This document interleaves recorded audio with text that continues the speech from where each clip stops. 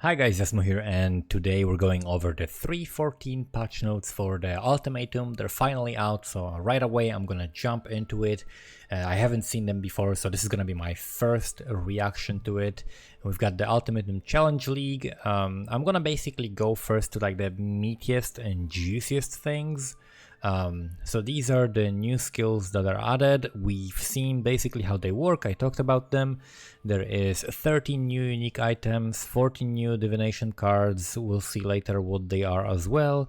The reliquary keys, 6 new vendor recipes. That's pretty interesting. 5 new equipment base types available in the Atlas. They mentioned that again, like the Chaos Damage Ring and also the amulet for faster recovery, faster recharge of the energy shield. Minor new content and features, added various new league rewards. Okay, those are all the updates. Added 5 new Sextant Modifiers, which will cause maps in the associated Atlas region to contain Blight, Delirium, Harvest, Heist, or Ritual encounters. Oh! So you can actually force Delirium Sextant. What kind of Sextant is that on though? Like, is it, oh, I would guess like just Awakened, right? It's gonna be really hard to get it, but when you get it, you might save them or actually sell them. Like, it might be actually viable to like roll for certain regions, especially the regions that have Delirium Mirror Atlas passives on them. You might like buy just a bunch of Watchstones and roll for Delirium on those, maybe. Like, it's very, very interesting. Harvest as well. So you can force harvest now. The question is like how likely you are, right? What are the weights on this? Because maybe you need to spam like 60 or 80 sextants, right, to get that. But that's really, really cool that we got these things. Heist or ritual. Okay, heist. What? So that means just like the cash. That's very, very lame. That's actually really bad. What? That's actually nerfing sextants in that case. I mean, these things are kind of buffing sextants, so it makes sense that this is also nerfing them. So they're like less consistent. So maybe you'll need to roll them a bit more. Continue to incrementally improve sound, artifacts, environments. That's really, really cool. Atlas and map changes. Okay. Conquerors of the Atlas encounters can now be accessed through a map item. What? When you have a Conqueror citadel ready to go, speak to Zana with an open map device interface with a map containing the Conqueror citadel already placed in the first slot. Currency can be applied to these maps the same way as a regular map, and adding fragments and scraps alongside the map will enhance the map further. Item quantity will only increase the amount of rewards dropped by the Conqueror by 20% of its total value. So item quantity will only increase the amount of rewards dropped by the Conqueror by 20% of its total value. Okay, so if you're adding, let's say, fragments that increase the quantity, the Conqueror itself will only benefit from like 1/5 of that. So you can do, for example, the Conquerors, and because they drop awakened gems, right? And that's the thing that people want. So you can actually use, now that's going to be worth it. Yeah, now you're going to be using fragments and those, and even though you get less quantity, it's still like fragments are nearly worthless otherwise, so it's definitely worth using them for this. If you're not like farming sulfite or anything, there's nothing really you have, like what do you do with those fragments, right? You sell them in bulk to someone for like half a C or whatever, and otherwise don't use them because you'd rather use scarabs in your maps. So that's actually very, very nice. You can juice the Conqueror maps more and you don't like really lose that much. Yeah, I really like thought that would be super nice to have as an option, and they actually did it. So that's actually a really, really cool change. Makes it so that you can run more juiced Conqueror maps, so you don't actually just skip them and rush to the Conqueror maybe. Or even if you do, you can actually like boost the quantity. That's really, really cool. I wonder if you can like take this item out and do something with it. Probably not, I would guess, but maybe you can still like alch it or something. Currency can be applied to these maps in the same way as a regular map. Yeah, so you can alch it. You can alch it and corrupt it, so you will actually increase the quantity by quite a lot. So that's very, very nice. You can increase the quantity by a lot and have more chance to drop awakened gems. It's gonna be easier to get awakened gems. It's a good buff for self-found especially. That's really, really nice. And you're gonna be having much easier time sustaining maps as well, even though sustaining maps is a joke in this game, and if you have a problem with sustaining maps, you're doing something seriously wrong. If you're just alching your maps, you're gonna go all the way to red maps pretty much. So this is an interesting change. I kind of like it. It's nice for solo self-found, so I like it. I usually am in favor of changes that make solo self-found a little bit more, I don't know, consistent, more deterministic, easier to play, like you're able to do something. Okay, the Maven will now only witness encounters in the Uncharted Realms Atlas region for the player that created the encounter. That's good, that fixes the multi-boxing issue. I like that change. Awakening bonus objectives no longer provide additional chance to receive Atlas mission when completing a map. It doesn't matter, you get, if you want the missions, you farm them from the Watchstones anyway. Reduce the chance for map areas to contain Abyss, Ambush, Blight, Breach, Domination. Yeah, so by 20%, all of these basically they're standardizing all of these to be at 8%, while also increasing other ones to be at 8%. So they're like standardizing the chance to encounter any of these things to be 8%. So that makes more sense, right? Everything you have like okay, that's the chance to encounter that is even to other things, so that's cool. Reduce the chance for map atlas to contain a delirium mirror by approximately 20%. So random mirrors are gonna be more rare, and you're gonna have to rely on, because they are adding the sextants, right? So sometimes you're gonna have the sextant, and I have a feeling it's gonna be also on the map device. We'll see in a moment. Maybe we'll see it in this patch notes, or do we know it already? But I had a feeling that the delirium mirror would be on the Zana device. Okay, reduce the chance for map atlas to contain a delirium mirror. That's it. And chance to encounter Zana mission containing a delirium encounter has also been lowered by the same amount. Okay, so less delirium. They're nerfing delirium like crazy. Interesting, I guess. Zana is now half as likely to offer a unique synthesis map when offering missions, so less. Okay, so these are gonna be slightly more expensive, I guess, and rings are gonna be slightly more expensive from these. I think that's fine. It's not a big difference. Like half as likely. They were quite common because you kind of can like double the number of missions that she offers, right? So they are compensating for that, so that you're not getting double synthesis maps, which makes sense. It's basically the same to as it was before the Atlas passives. Okay, ritual changes. I kind of don't care, but okay. Each map has an 8% chance deferred item will reappear at later areas at a higher rate to account for these changes. Okay, so deferring items. So maybe juicing rituals in the region like Glenna Cairns or whatever, the top left, or was it Hayward Hamlet, the top left. Maybe it's gonna be actually viable.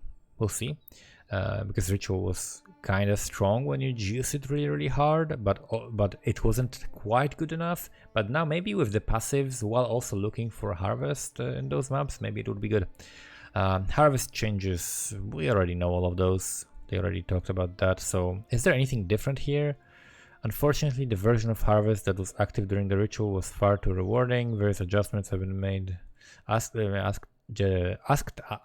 average player if they share that opinion.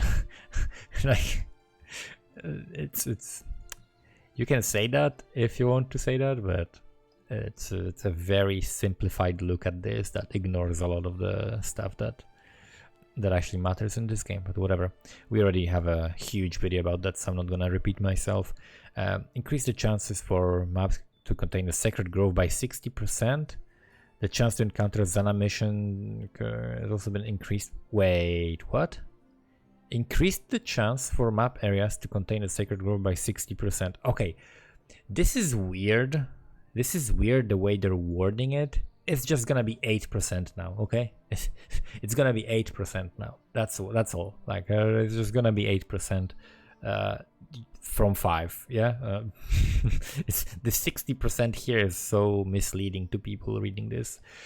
Chance to encounter Zana missions requiring you to complete harvest encounter has also been increased by the same amount. So a lot more harvests. A lot more. If you want to farm harvest, you can farm a lot more of those. So certain things that have not been nerfed in harvest, like certain like different crafts, like I don't know, like gambling for divination cards and this type of a different craft, like different types of crafts that don't have to do with really like crafting specific items, but maybe like if you're fishing for like influences, if you're fishing for synthesis or something like that, for synthesized implicits or whatever, then that might actually like you have like a much bigger chance to get it maybe now. we'll see. The Sacred Grove now contains a minimum of 3 pairs of plots. Okay, Heart of the Grove will no longer appear in place of a normal harvesting gather. Instead, it can now be accessed through Sacred Blossom map fragment that sometimes drops from T4 harvest bosses. That sounds like a much better implementation of that. Completing the Heart of the Grove encounter for the first time now unlocks 5 extra Horde crafting station slots, allowing you to store up to maximum of 15 crafting options. That is good. Now it makes sense to actually do that fight. Okay, this is what I like to see. I like to see changes that actually incentivize you to do something, and you get rewarded. And you get rewarded with something that helps you do more of that mechanic that you were doing in the first place, right? I don't want to be rewarded, like I don't want to do like farm harvests, right? If I'm farming harvests, then I'm gonna have this happen, right? But if I'm farming harvest, I don't want to get, I don't know, extra scarabs and 17 fossils and betrayal things or any other thing. Like I just want to have a better crafting, right? I just have a better chance at like crafting a good item. So this actually helps you. So this is really, really nice. This should have been added initially. That's a good change. This thing is a very, very good change. I like to see that. Crafts no longer guaranteed from seeds. Yeah, so you randomly will get certain crafts from whatever you see there. Some crafts had overly deterministic. Okay, so removed. Annulment crafts are removed, and divine crafts are removed. That is such a silly change. It's just a silly ass change. It's very, very silly. Like it's just really silly. I don't know. Like okay, just it's such a small thing, right? It's such a small quality of life for some people. Like maybe I can use this and get some extra resist. Maybe I can balance my wise oak resist. Maybe I can be smart about that. It still will take you a long time to do that, but you can actually do it. Now you can't do those things. Like now you're just back to spamming random divines over and over and over. Like divines still have their use, right? There are items like, for example, jewels, right? Like the Legion jewels, you can use, like it's a big divine sink because people want to get really good mods for like text stacking or for specific places on the tree that they want really good mods around. Divines have plenty of uses, right? Divines are like, for example, all the uniques, like divines are spammed on all the uniques, on Watcher's Eyes. So many things use divines, right? Like there are a bunch of crafts that use divines. There is a big sink for divines. Divines have decent value. They're in a good place.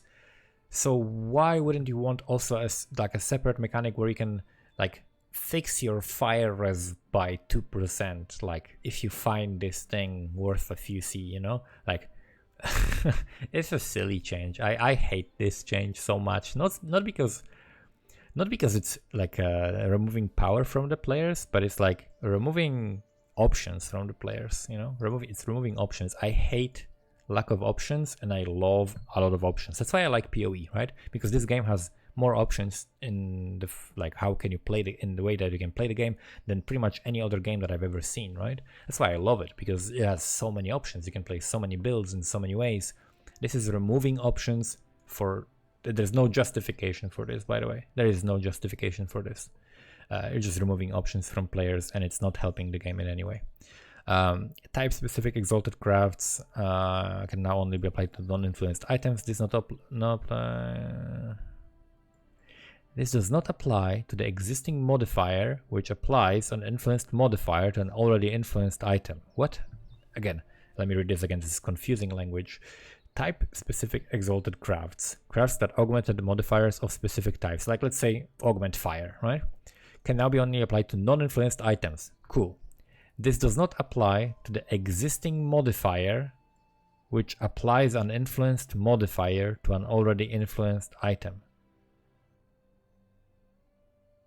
Okay, so there is an augment that says add an influence modifier to an item that's already influenced, and that is not being changed. Okay, fine. So you can still add more influenced mods, so you can like use a Maven orb or whatever. Cool.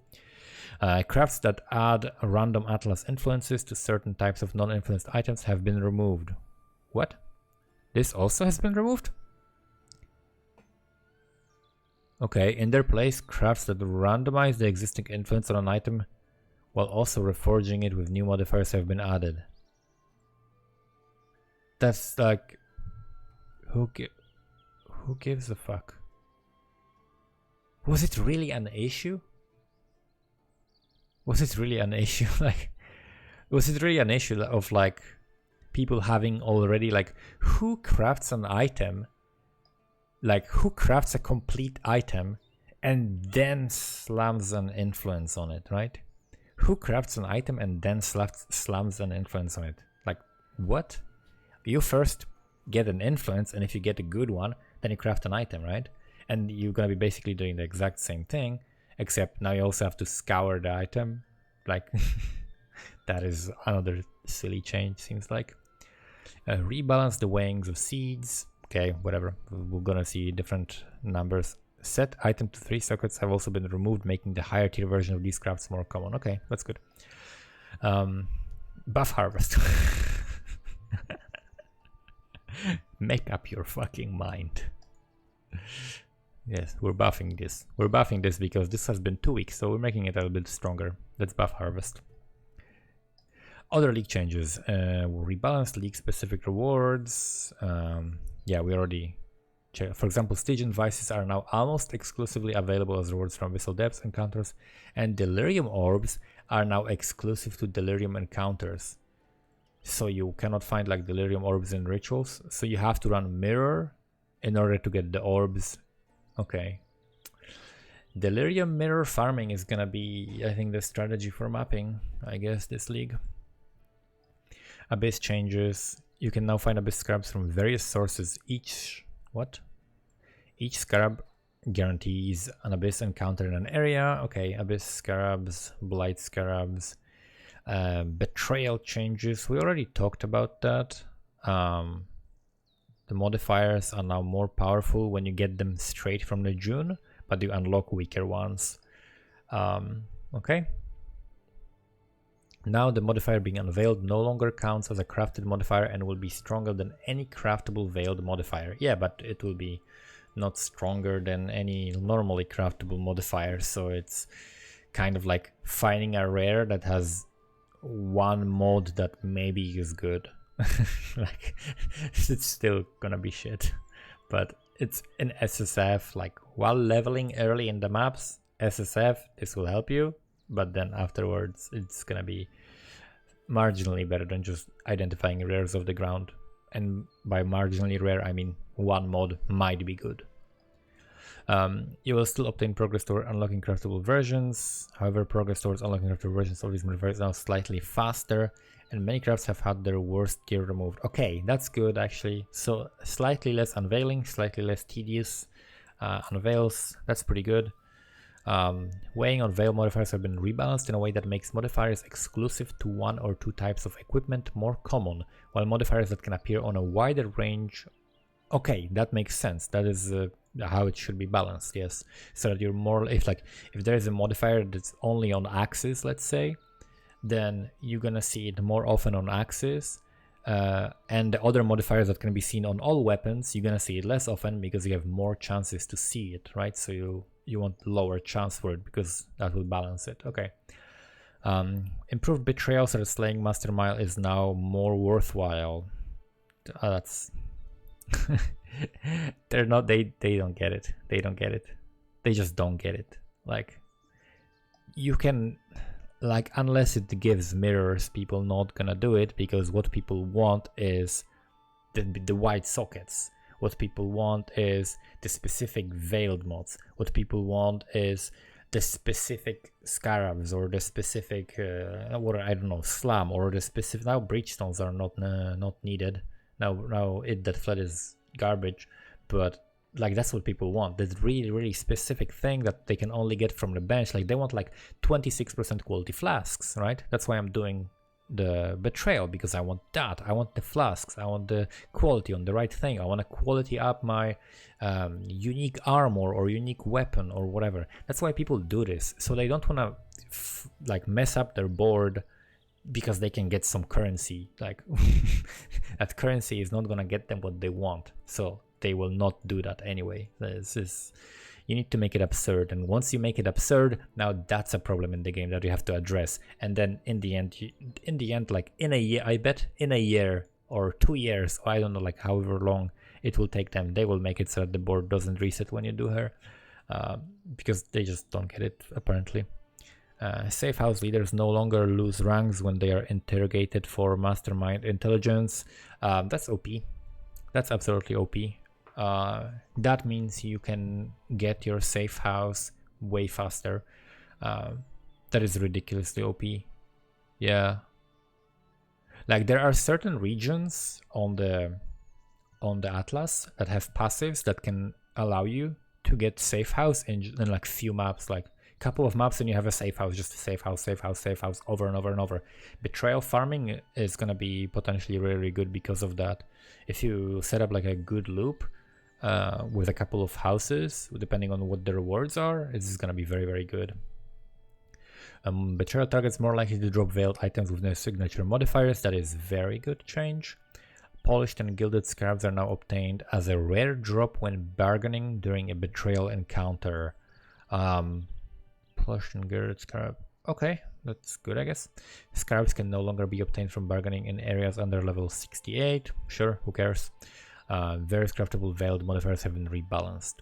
Please read the crafted veiled modifier balance section for more information. Alright.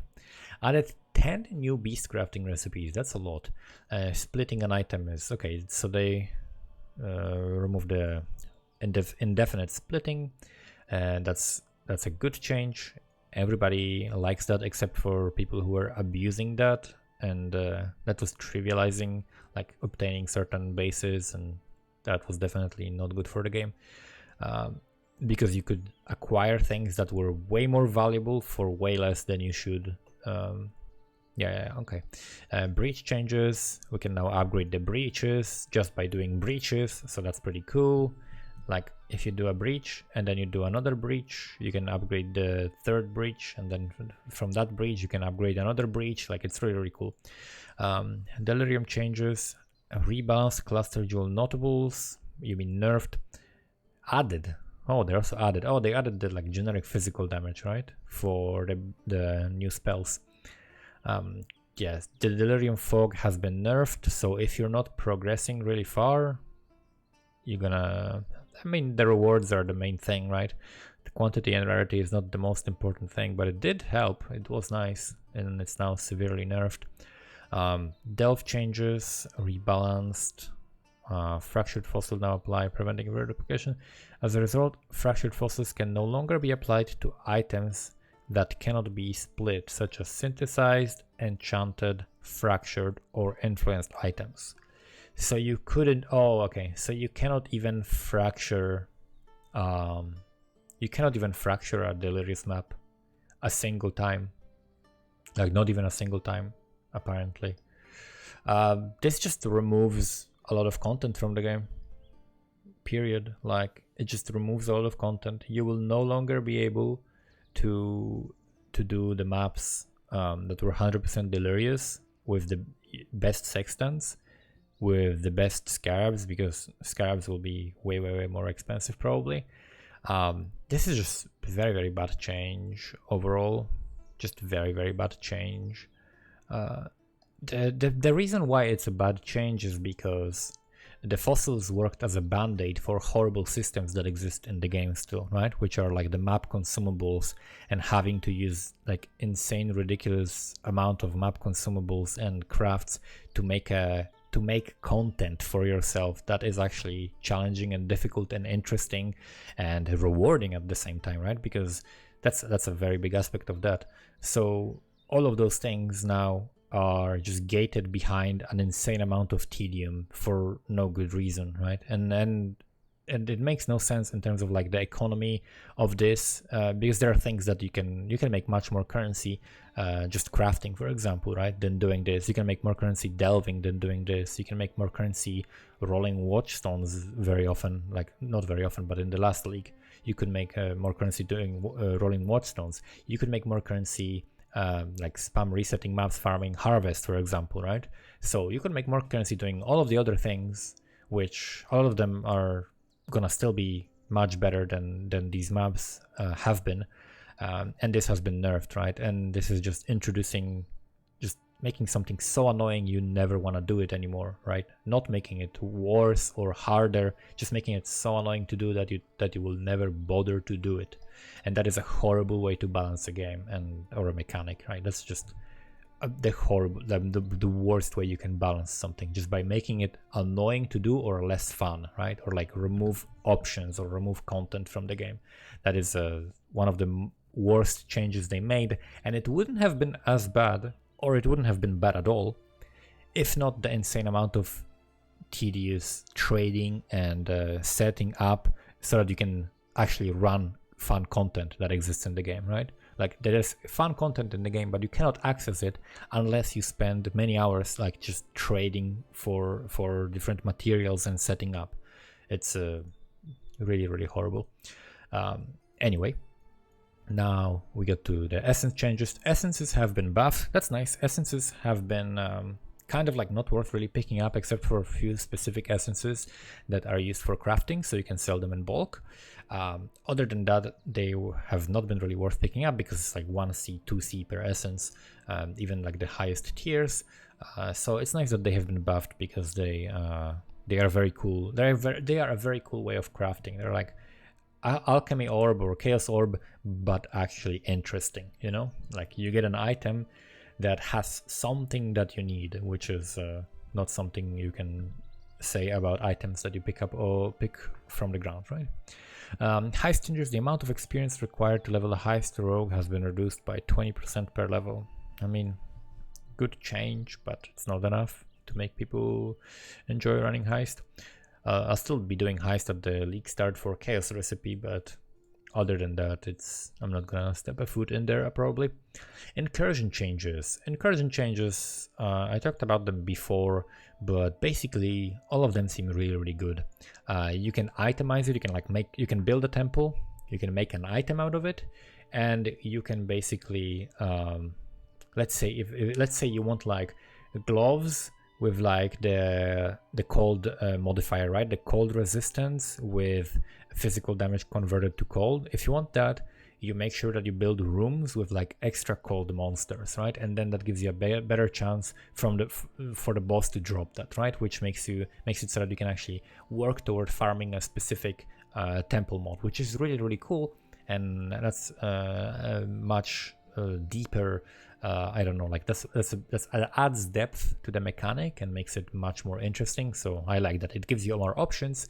It gives you more deterministic way of doing something. It gives you more convenience. And would you look at that? People like that change. Everybody loves that change. People are like, oh, finally, holy shit, we're so happy that these changes happen.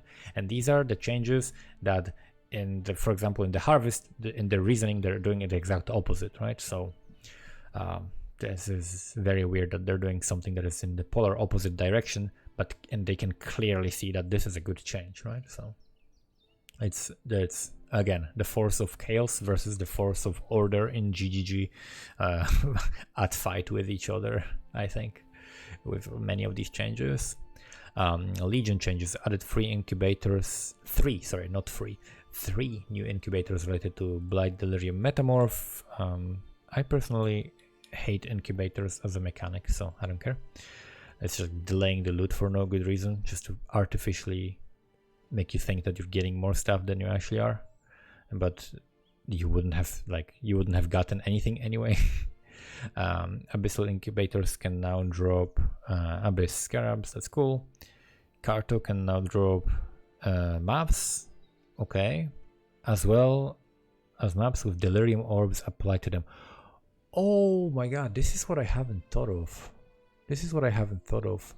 Lexajoris, which is the region in the top right that gives you a chance to find maps that already have applied Delirium Orbs on it, is gonna be like the only region that you're gonna be playing. Like, for real, that's gonna be the only region to play. And by the way, I'm gonna save you guys some time and give you a 5-head tip, okay? Instead of buying, like if you want to do like 60% delirious maps or 20 or 40 or whatever, instead of buying orbs, just buy maps with these orbs already on them. They're gonna be cheaper per orb, and then you can Horizon orb and Harbinger orb these maps to like a higher tier or whatever map you want. Like, so if there's like a natural T16 that you want to run in a certain region, you can always Horizon orb to that map whenever you get a map that has already the Delirium orbs on it and the Delirium orbs stay. So that's how you want to get them, rather than just buying orbs one at a time. It's really, really annoying, and you can sometimes get a much better deal that way. Legion changes, what else? Incubators, I really don't care about the incubators. They can drop League Perandus, no longer drop Perandus League exclusive unique item, and now drops Scarabs more often. Enchanted incubators can now drop enchantments with an enchantment from the Eternal Labyrinth they haven't before. Holy shit, these are so bad. Fragmented can now drop offerings of the goddess and can no longer drop pale cord key fragments. So you're saying you're nerfing fragmented incubators. You're saying that's OP, okay. Mysterious incubator have been updated, okay, whatever. Metamorph changes, added the catalyst, cool. So accelerating is the speed. Noxious catalyst, which adds quality that enhances physical and chaos damage modifiers on the ring. Okay, these are nuts. These are broken as fuck. These are nuts. By the way, this is probably the biggest power creep of this league in terms of like a long term for this game. This is probably the biggest power creep of this game. Combined with the new ring base that increases chaos damage, you can now have a ring that increases chaos damage as an implicit, as an explicit modifier, and then on top of that you can also have the catalysts on it, right? So that's really, really crazy. So these are nuts. I'm not even gonna mention the crit one, which is just crazy. Like so much crit chance and crit multi on these. Like there are specific also, there are a bunch of unique items that will benefit from these like crazy. There are a bunch of, I think they're missing some stuff. Like there are some insane unique, like the amulet that gives you like an insane crit chance, you know. There are so many, like, or amulet that gives you a bunch of, yeah, oh my god. There are, look out for unique items, like unique rings and especially amulets with crit modifiers to use these catalysts on, because there are some great opportunities to abuse those. I don't know why they're adding this thing to the game. This is ridiculous. Perandus changes. Sources of Perandus coins have been blah blah blah normalized. Okay, whatever. Fractured items no longer have a visual effect applied to them. What? Why? That's weird. Okay then. Talisman changes. Nobody cares. Labyrinth changes. Consuming the offering can now open a portal to random trial, which is great, so that the last one you'll just get more chances, right? Because you'll have 5 offerings, and then you get the offering to do the lab from the last one, so you'll have like 5 extra tries to get it for free, basically, which is very, very nice. And then you can do the trials that you find in order to get these as well. So that's really cool. The new enchantments, we talked about that. That's a very, very good change that everybody literally suggested for years, and finally we have it here. The daily labyrinth ladder has been retired. Yeah, the guy that was abusing the loading times is no longer gonna have a monopoly on these jewels. They're gonna be just dropping from the chests. That's cool. I don't care about lab that much. I hate the lab personally. I know there are people who are enjoying running it and who are like racing it and doing stuff with it. I personally don't like it. It doesn't work for me. Character balance. Okay, the threshold though life has been changed to 50. Okay, costs and reservation have been reworked. Yeah, so now you have to like really like more carefully read basically on the gems when it says the cost, because it's gonna be like a generic cost, life, energy shield, mana. There's gonna be a very, very specific cost written on the skill gem or the skill itself. Val skills requiring souls to use is not a cost. And those modifiers to cost don't apply then. This technically always been the case, but because the distinction did not previously matter, couple modifiers refer to it as the okay, cool. So that's just changing the descriptions and stuff. The reservation thing is really cool because you can reserve now life or mana without having to have it full, right? So you don't need the 50% of mana to reserve 50% of mana. You can be out of mana and still reserve your auras, which is really, really good because it's just quality of life change, and it helps in some very, very specific cases.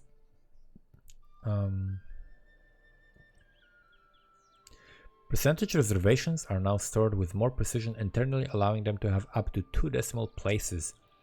However, the total amount of resources reserved still must be a whole numbers. This prevents or a small reduction in reservation values would have no effect due to rounding. Oh, okay, so now you can add, when you add like half and half, it'll actually give you the 1% of reservation instead of rounding down. Okay, that's really cool. That's really cool. Reserving mana or life no longer involves spending anything. That's the change that I just talked about. And then we have the stats, which limit the total rate of recovery per second from leech, have been changed.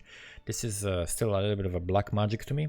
This is pretty complicated. I would have to read up on that. Previously, these limited by any recovery based on what kind leech came from, but now they limit recovery from any leech based on what kind of recovery it is. This has no effect except in cases where one kind of leech applies to different kind of recovery. Like you leech but you recover ES. Okay. That's a kind of a nitpicky thing, but it makes it more consistent, I guess. Modifiers, okay, killing self curse, corrupted blood debuff has been updated. We talked about it. Call of Steel no longer has a cooldown. What the fuck? I mean, did it matter though? Let me think. Like, would you ever do it so fast? Like, would you ever? Huh. I mean, it still has a cast time though, right? So it doesn't really matter yet. Doesn't matter. Increased character size is now capped at 100%. Fuck off. This is just... I don't know, man. I'm still mad about the cluster jewel change when they removed like giant zombies. Like, that was really fun. That was fun. Like GGG. If anybody from GGG is listening, okay, you are losing money by doing changes like this. Okay, you are losing money by making these changes. Here's why. When people make a build that, for example, you could make giant zombies, right, with the cluster jewels. First of all, it doesn't affect the game, right? Because hardly anybody will do that, because in order to do that, you had to have like fucking 3 passive voices and stack these medium clusters and spend insane amount of currency just to make zombies big, you know, which is like something to do with currency that is fun for players. So first of all, more people playing for longer, spending money, right? That's one way you're losing money. Second way you're losing money is publicity, right? People are talking about it, people are sharing it, people are making videos about it. Your game is just circulating around and people are like, wow, you can do this thing and you can do this thing. Wow, this is so cool. You can do such incredible things in this game. You can even like make minions and then make them giant, like they can cover the screen. What the hell? You can do crazy things in this game, right? If you know what you're doing, and if you like use certain mechanics that are like, wow, this exists in this game as well, and this exists and that, wow, this game is so cool and rich and has so many different options, and that's actually hilarious, haha. You're just removing that. You're just like removing options for people to make fun stuff and share and like make it seem like the game is really, really cool and people should check it out because you can do funny, weird, cool things, you know? You're making it more boring, guys. You're making your game more boring. Whatever though, not my game. Skill balance. Anger now grants... okay, that's a buff. That's a buff to Anger. This makes the additional this makes the additional fire damage applied to attacks and spells by the same amount. Ah, okay, so it was more for attacks? What? That's weird. Okay. I guess fine. Berserk Divergent quality nerfed. So instead of like 50%, right? Instead of like 40% more, you're gonna have like 10% more damage, which still is okay to use, but no longer like super OP. Blade Blast, that's the interesting nerf I wanna see. That's a big change. So from the top end, it's 25% nerf. Yeah, it's like a 25% damage nerf to Blade Blast. Damage effectiveness, okay, more, yeah, almost 30% lower damage, like 25% less damage. On the base here, people didn't really add more damage to that on the base. People just scaled it. Huh, okay, so that's a pretty good change, I guess, because it was broken. I'm happy they didn't touch the Unnerve, because that's the only thing I care about about this skill. I'm still gonna be using it for the Unnerve with my Summoner build. Okay, Blade Vortex now has a base duration of 4 seconds instead of 5. Okay, well, that's just making it less convenient to use, which sucks. Now has a radius of +2 instead of +4, lower AoE, which sucks because they're nerfing AoE. Now has added damage effectiveness of 20 instead of 25%, which sucks, and now deals 80. So this is what? This is like what is it? 1/6? 1/6? So like 12%? No, what is it? It's like 1/6 of the damage taken off of that. Which honestly, this is not a big deal. But these two changes are quite annoying. So it's still gonna be playable, but it's definitely more annoying to play, and it's definitely more annoying to level with it, but it's still gonna be playable. Yeah, you're gonna be a little bit more limited in what you can play it as, but it's still playable. So if you like the convenience of the skill, it's maybe Winter Orb time or something else. Actually, no, it's the Val skill time. Never mind. This is gonna be the Val skill league. Forget what I said. Yeah, Blade Vortex still playable. It's not as big of a nerf as the Blade Blast, I think, but it's definitely gonna feel much worse to play. It's gonna feel much worse to play. Blade Storm deals more damage with bleeding, so it's just like a buff for Blade Storm, which I guess would make it probably one of the better leveling skills. Flesh and Stone nerf. Yeah, it always was like a very low amount of mana reservation. That's fine. Frostbomb 15. Okay, so they're getting only 5% extra. Huh. So we're losing a little bit of damage on our build. It's a 10% res difference. It doesn't apply all the time because I'm not always putting it on the target or always able to put it on the target, but I think it's I mean, it's still fine. It's still rather use that than have like an automatic like trigger, or like have the helmet or whatever. Kind of sucks. I like that it was noticeable increase. Now it's not going to be very noticeable, but it's still going to be worth using. General's Cry, Mirage Channel for a duration of 0.1 seconds instead of, that's the nerf, right? I assume I have not played this skill, but I assume that's a nerf. It looks like a pretty big nerf for like Blade Flurry or something people were using with it. Punishment Cursed enemies take his damage while on low life. That's because low life is 50% now, so it's just adjusted. It's actually quite a lot better, probably that way. It's actually probably better now. Also, whatever, curses suck anyway for like hexes suck against bosses anyway, so it doesn't matter that much. Seismic Cry, exerted attacks now deal 20% more damage per previous attack exerted, previously 30. It doesn't matter. Doesn't matter. This one is still the AoE one, right? Yeah, it doesn't matter. Slams are still just as strong. Spellslinger no longer supports skills granted by items. Yikes.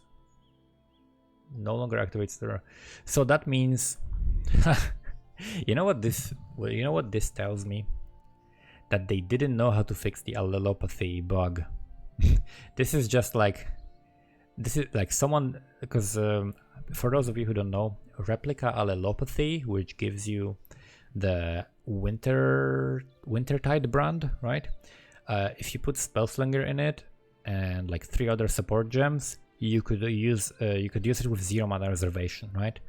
And I am guessing that they had no idea how to fix the code for it, because the skill has like no cost or something, because there's no cost on the item, and Spellslinger probably looks at the skill gem, and since there's no skill gem, it didn't look at anything. So all the multipliers were multiplying by 0, like multiplying 0, right? Like 0 mana cost, they were just like multiplying that, which of course equals 0. So my guess is that they didn't know how to fix it, so they just disabled it. It was like, okay, fine, it just doesn't work. If there's no skill gem, it's not gonna work. Just make it not work. Not gonna bother fixing it, which sucks, because that would be something more creative to do, some like more options for cool builds to do, but it's just disabled because apparently they don't know how to fix a bug. So that sucks. That seems very lazy. Summon Carrion Golem. The Carrion Golem cascade is now 6-second cooldown, travel shorter distance, has less AoE, and now deals approximately 11% less damage at all gem levels. 11% is not enough to nerf that. If it was clearing everything before, if it was doing bosses, if it was doing like simulacrums, blighted maps, AFK and stuff like that, then it's still gonna do the same. This is not helping. I mean, this is not fixing anything really. It's a bit of a slap on the wrist and that's it. Toxic Rain. Okay, the spread range of spore pods from Toxic Rain is now affected by area of effect modifiers. That is an insane nerf. That is a retarded change, by the way. That is a really, really bad change. That's just a massive nerf to the single target scaling in the late game.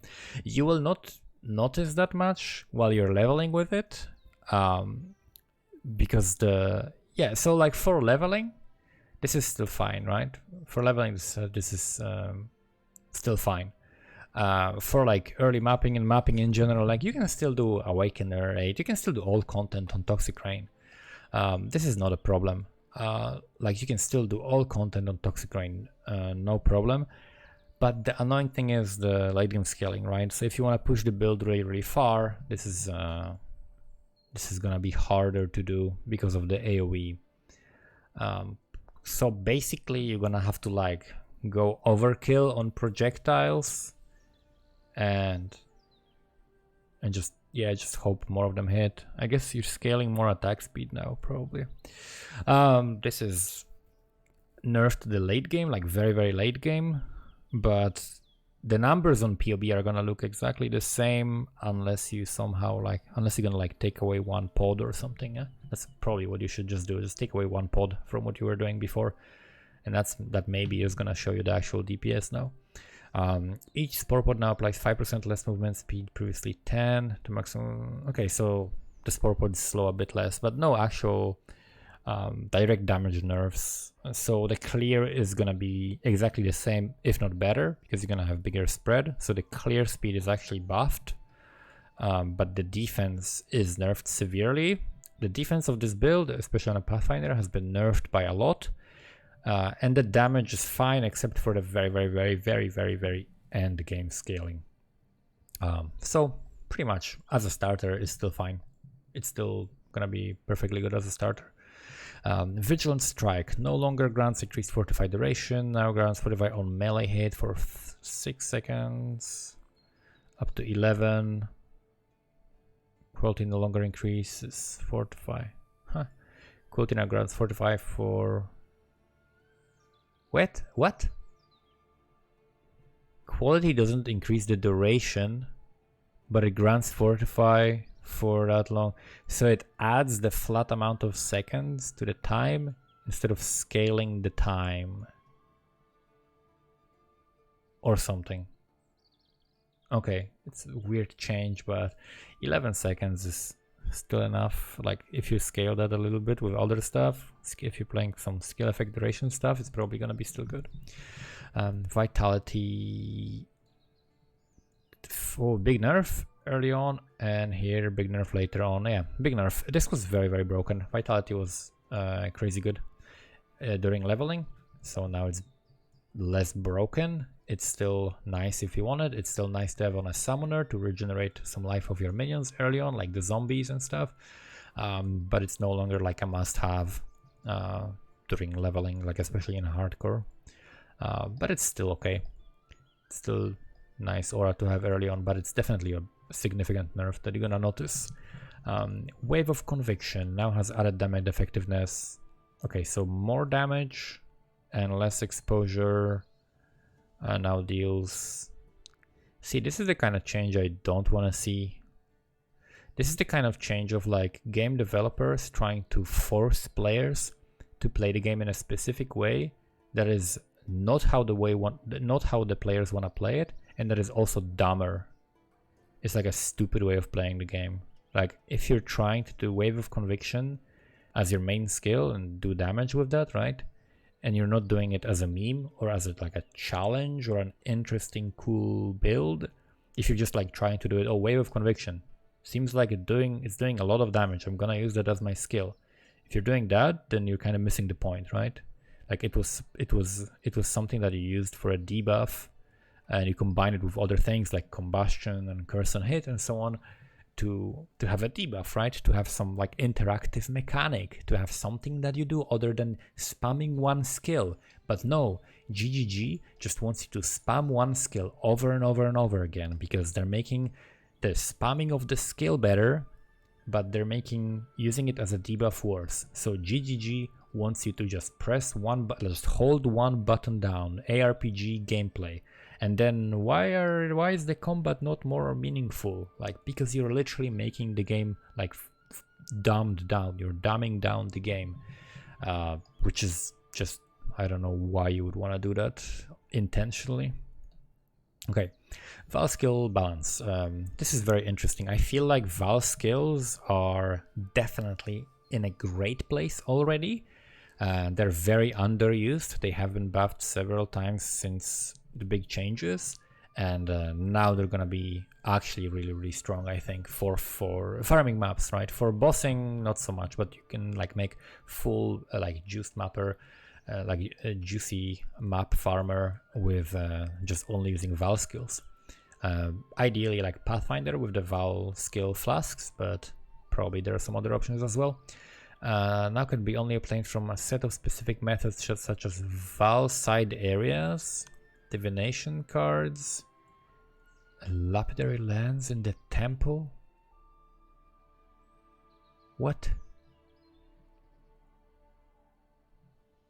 So can you not corrupt? What do you mean? Can you not corrupt them? Can you not get them from the gem divinate, like delirium orb? This is very unclear. Like, so where can we get them from, please? Like, this is very weird and extremely informing us what actually you have to do now to get the Val skill gems. Doesn't matter for trade league, but still. Damage gaining enemies now generates 6 souls instead of 3 per 2% life lost with a 1 second cooldown. If not the 1 second cooldown, you could make a bosser with only Val skills. But with the 1 second cooldown, you can still make a bosser with only Val skills, but you're probably limited to which skills you can use. Val Arc no longer causes modifiers to buff duration, also apply with skill, soul gain prevention.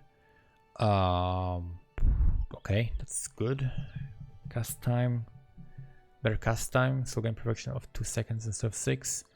Okay, so you can make that essentially 0. I mean, this doesn't matter if you have like 100% reduced, right? This time of like the soul gain prevention, but obviously it's a buff. You can now spam these as hell. Like, you're gonna be spamming these in maps now, and it's gonna be silly. It's It's gonna be really silly. You're gonna see, I'm gonna be making some crazy Val builds. Now deals 11, 17 fizz damage. Okay, Val Blade Vortex nerfed, just like Blade Vortex. Hits enemies more rarely. Oh wow, base duration of 5 seconds, stores up to 2 uses. What? That's a big buff. That's a Blade Vortex single target buff.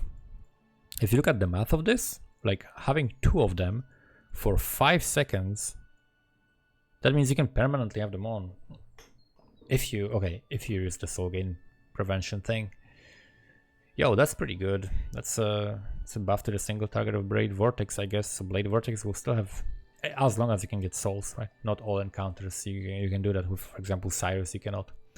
Val Blight, soul gain prevention, duration 7 seconds, previously 8. We're gonna push that way lower than that.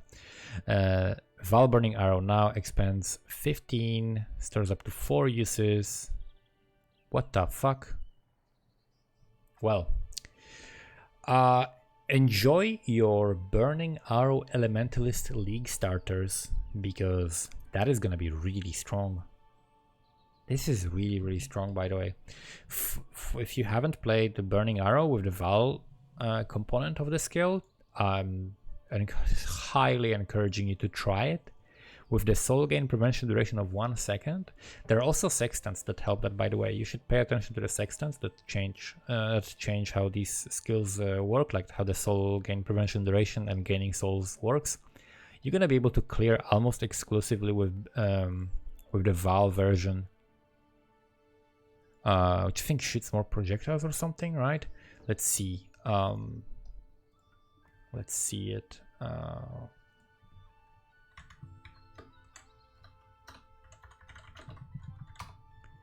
Val Burning Arrow. Physical projectile spears 3 additional. Oh, that just can't be evaded. What? Fires are responsible to its target, other nearby enemies with an increased chance of igniting them. So is that more AoE? Okay, it's not that big of a deal, but it's still gonna be nice. A Val Cold Snap, that's one of the interesting ones. Okay, let's see.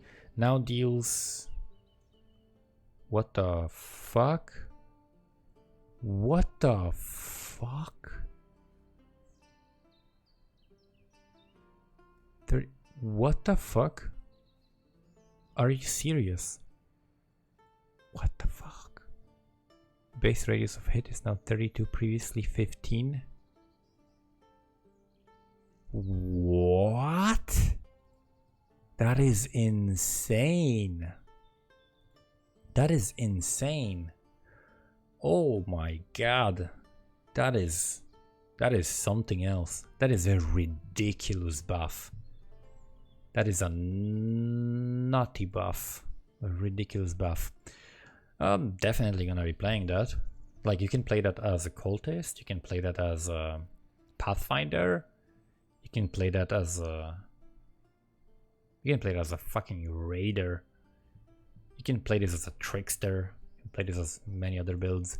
This is nuts. This is absolutely nuts. This is absolutely nuts. Val Cold Snap is a really, really amazing skill. And buffing it like this, after like all the occultist buffs, really, really crazy.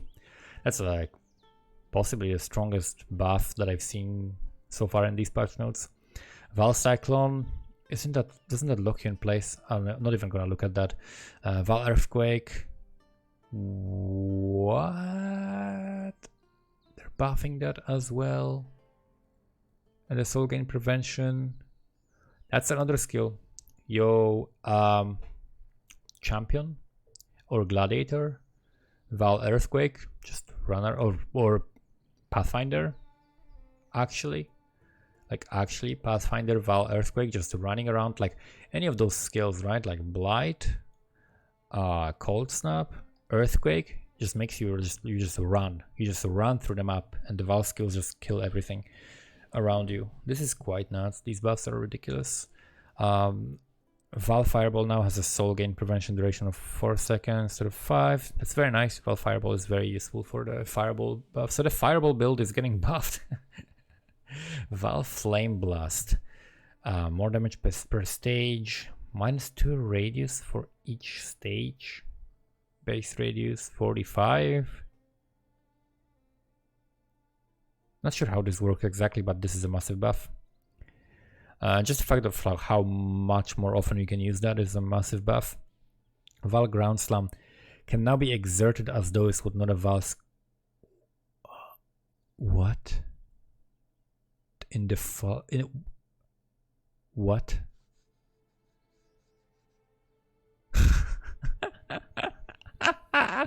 That's nuts. That is retarded. For those of you who don't know,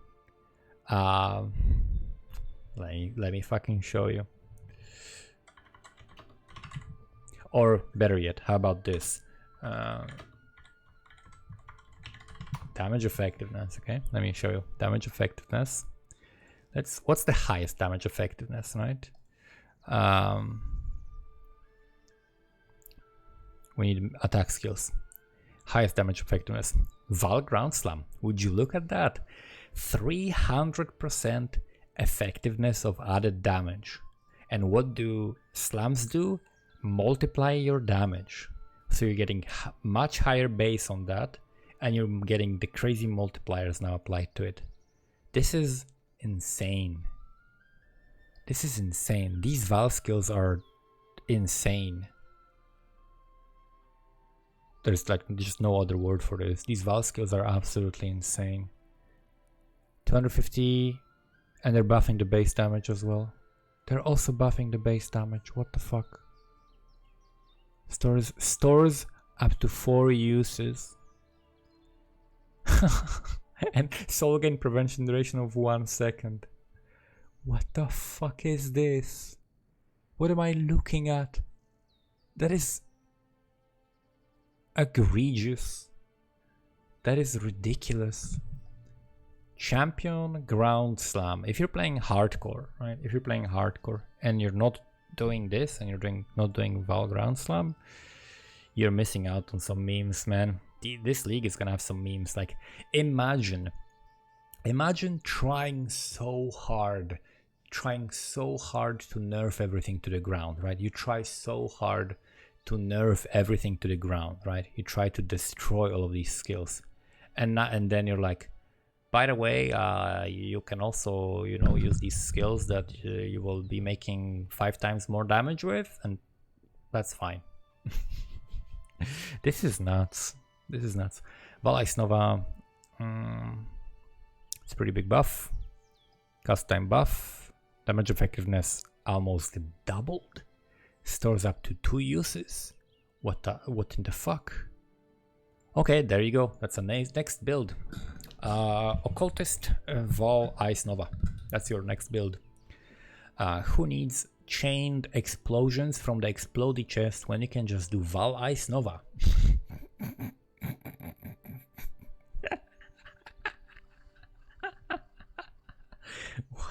What is this patch? Oh my god. What is this patch? It's like GGG is like a patient who had their corpus callosum severed and now their brain hemispheres are split and they cannot communicate with each other. Chaining explosions are too strong. Meanwhile, buff Vol Ice Nova to oblivion. Like, what the fuck?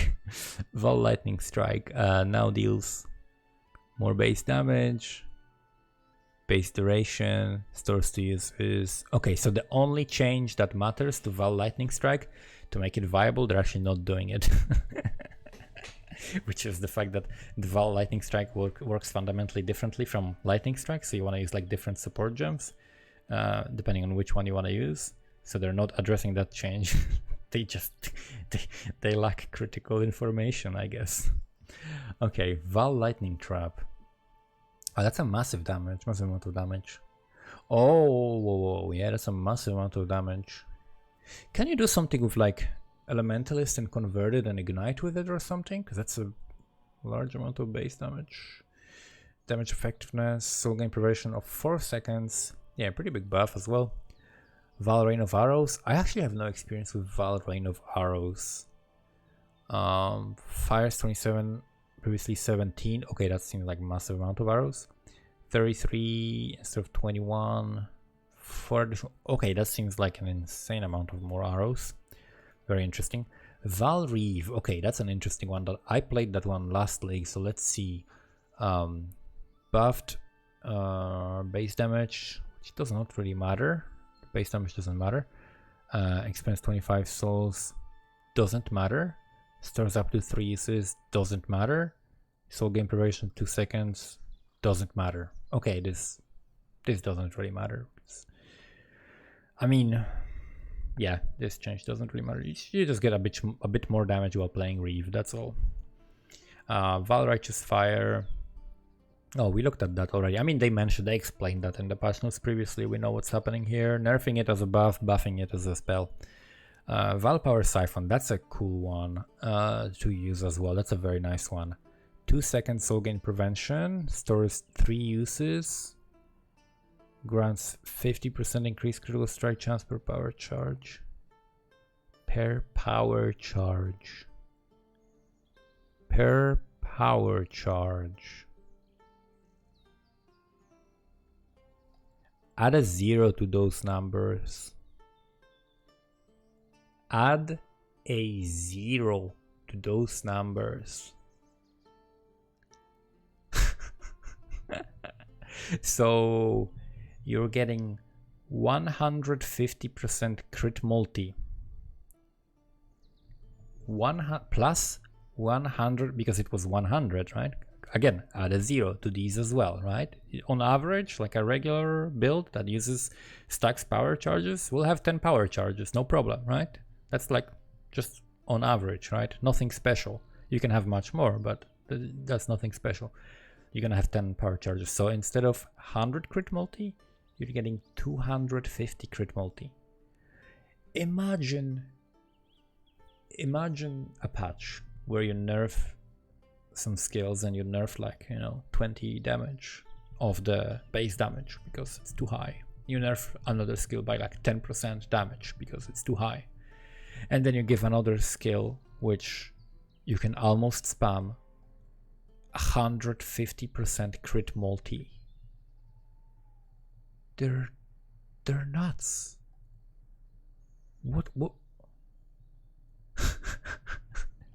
This change is psychotic. Like, what the fuck? These changes, the Val skill changes are nuts.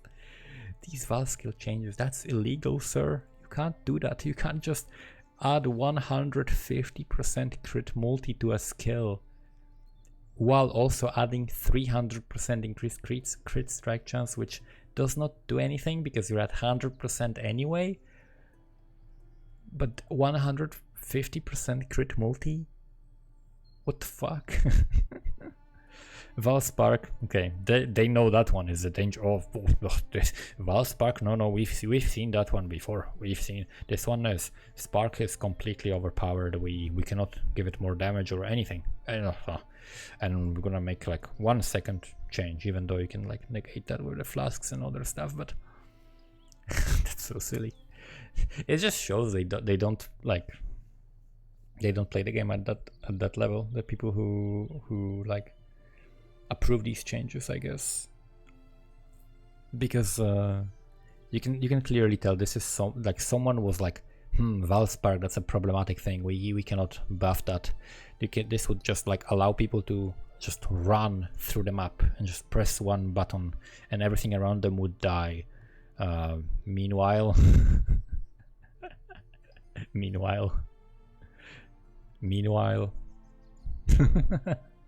but no, the Fireball and the Valspark, we've seen those before. Connect the dots. No, not connecting the dots. No, okay. Spectral Throw. Spectral Throw. It's like something you would use for single target. Expends more souls actually. This is something potentially that could help single target a bit, but I mean Spectral Throw is still in a very, very bad place. Val Stormcall, actually don't have that much experience with it, but the damage buff seems significant. Seems like 25% or yeah, something around like 25 to 30% increase. Seems like pretty significant buff as well. I'm not that familiar with that skill to know exactly what would that entail, because I don't know how far below viability this was really, but potentially there's something to be done here as well. We'll see. Brutality now only supports skills that deal damage. Previously required a skill to hit an enemy. Okay, I guess you could like use it with like totems and stuff. Okay, fine. Just like a kind of a fixing some sort of an abusive mechanic or something. Passive skill 3 tree balance. Okay, let's see. A new relentless and veteran soldier cluster has been added southeast of the Templar starting location. So let's open POB and see. So southeast of the Templar starting location, 25% increased physical damage, 10% to physical damage over time multiplier, 20 to life, and 20% increased physical damage. These seem like very good nodes. This seems actually like overpowered nodes, by the way. So southeast, so like here or something, right? Or like here. Like this is Templar starting location, southeast, right? So like here. No, these nodes seem pretty damn strong. Pretty damn strong nodes. New Vanquisher cluster appearance southwest of Templar starting location. It causes you to crush enemies for 4 seconds when you hit them while they're on full life and grants 40%. Oh, that's another big one. That's southwest, right? Like here. Like I guess coming from this node. Something like that. Maybe. Those are, by the way, very strong. These seem very powerful. Like better than anything you can find on cluster jewels, probably for that. Red Storm cluster has been removed and replaced by new Vitality extraction cluster. It causes you to recover 2% of life on kill if you've spent life recently. That makes sense, I guess. Grants 25% increased damage with skills that cost life, and life flasks gain 1 charge every 3 seconds. Okay, that's an interesting one. So no longer Pathfinder only thing. Is this why Fortify on Flask? Is this what Fortify on Flasks died for? I think this is what Fortify on Flasks died for. Please compensate Pathfinder with an actual defensive mechanic. I know they can use flasks, but still.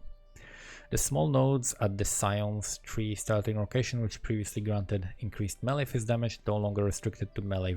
That's fucking about time.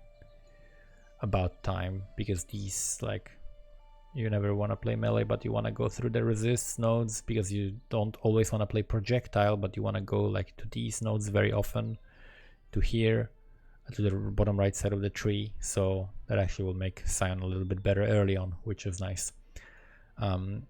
Increased melee fist damage and increased melee attack, no longer restricted to melee. By the way, these are EK buffs as well. These are also EK buffs, which is not explicitly mentioned everywhere, but EK Nova might be the juicer meta now. So expect some juicy EK Nova builds. The Red Storm cluster has been removed and replaced.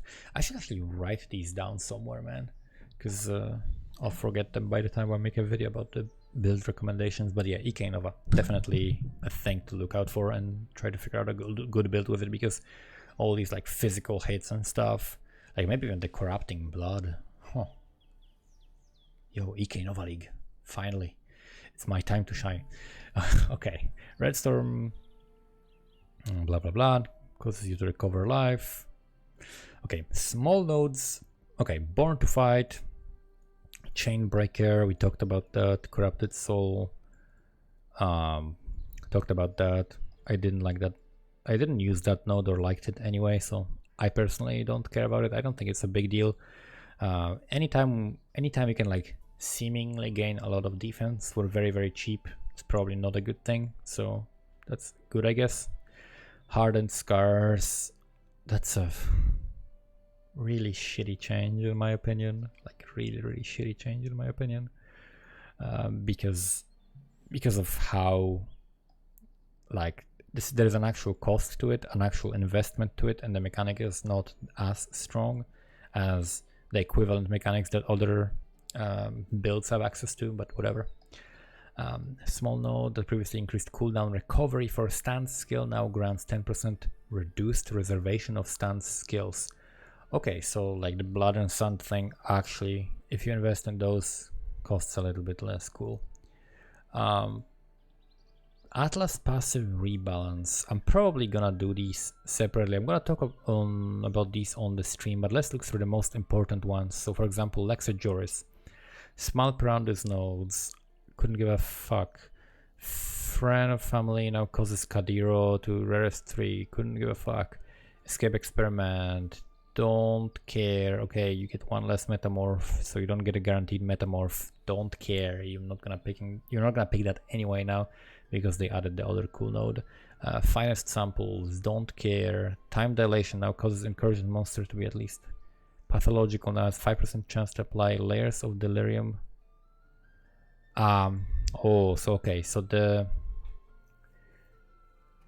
layers of delirium thing. Wait, which one was that? Compulsive Hoarder, 10% chance to generate 3 additional. Okay, Compulsive Hoarder has been nerfed.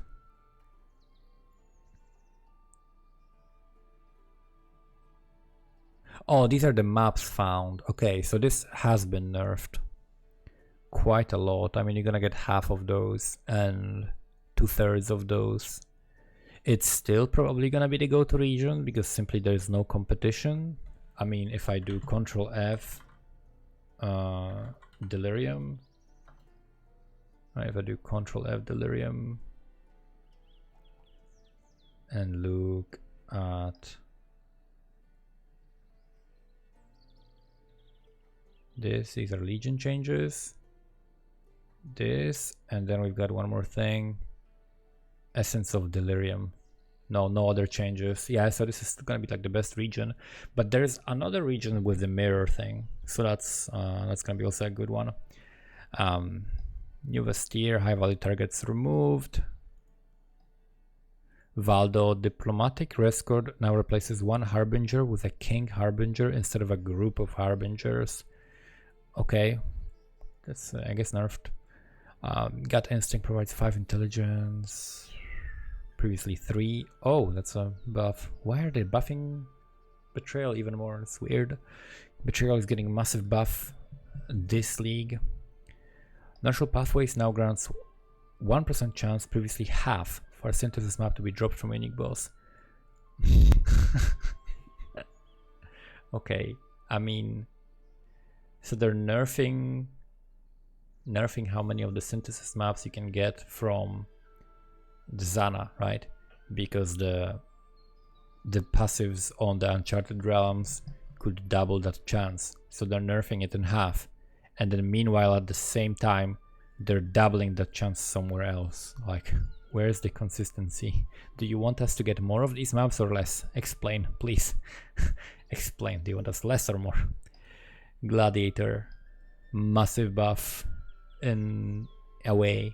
Like, this is a massive buff because the corrupting spell, like the spell that lets you apply corrupting blood on hits, this is a massive buff for that. So Berserker, Gladiator actually being buffed. Berserker, we already talked about that. Not much of a Berserker player. This is a small nerf, and then this has been changed. And increased armor. Take reflected physical damage equal to maximum life, then lose all defiance. The fuck? That's a weird mechanic. I'm gonna read up about that later on. What else do we have here? Oh, they're like, okay, Ascendant Gladiator. This is Ascendant Gladiator. What about actual Gladiator? Okay. Wait, Ascendant actually has 25% more, and Gladiator only has 20? Huh, that's interesting. Assassin now grants 15. Okay, the low life change. This is Berserker as well. Elementalist Bastion of Elements Nerf. This is silly Nerf. Liege of the Primordial. It is no longer possible to temporarily bypass your golem limit. For example, if your golems died very quickly, sure, no more memes. Necromancer Essence, Glutton, less mana regen, and Pathfinder now removes corrupted blood when you use a flask. But it also removes bleeding, right? So it's basically, this is added. These are so unclear, but yeah, okay. So what do we have? Orb of Binding, Sacrificial Garb, we talked about that. X% of the life. They still don't say what's the percentage chance. Quiver nerfs. Oh, where's the chain? The corruption outcome on Quivers that granted skills chain +1 times modifier has been removed. In its place, an arrows chain +1 times modifiers have been added. This is garbage. This is a garbage change. Do you know how insanely hard it is to get a good quiver? Like, first of all, you know, like if you're playing spells, you no longer can even benefit from the crit multi, right?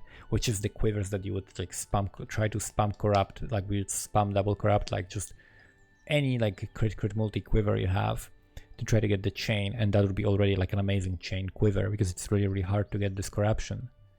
And that would be something that you could use for arc to try to boost it a single target because you're getting 15% more damage per each chain remaining. But this is a nerf to something that literally nobody uses because nobody like even tries to spend an ungodly amount of currency on making like an arc setup with bow to get like level 31 arc. Like this is something I theory crafted this league, and not only they removed harvest, so now crafting this bow is gonna be very hard if possible, but also they're removing an option to do that in the first place. Like what the fuck. Funny enough, they're not changing that on Shaper, right? Are they changing that on the Shaper item? Let's see. Cars chains? Nope, they're not changing that on the Shaper item. So if you're making a bow, Shaper bow still has a modifier that gives you +1 to chain, and it doesn't apply to just attacks or arrows, it applies to all skills. So again, another inconsistency, another oversight. It's just frustrating. It's just frustrating how they're just like limiting options of the players and making the game more stale on purpose, while at the same time making like silly buffs to crazy skills that somehow like, I don't know, it has to be like a different person doing that. That is really silly. Okay, so the Quivers, Hunter Influence Quivers can no longer roll the Global Fizz, Fire, or Chaos dot multi. Instead, they now roll Physical, Fire, or Chaos dot multi with attack skills. Yeah, I mean, it's gonna be Path of Scepters from now on. Corruption, Fizz dot multi has been added a prefix modifier to wands and staves. Oh my god, rolling wands now. Rolling wands, like imagine you can tell they don't play this game. You can tell, like, imagine trying to craft like a really good wand for physical spells, right? What are you gonna do? Like, are you gonna try to do are you gonna try to use fossils to, like, what are the fossils, corroded or whatever, like more physical modifiers, and therefore get like attack rolls on it? Like, this seems like not the way to go, my friend. Fizz.multi can now be rolled on Cobalt Jewels. Okay, because they want like spellcasters to use it. Elder Influence Weapon, this multi is nerfed, we knew that.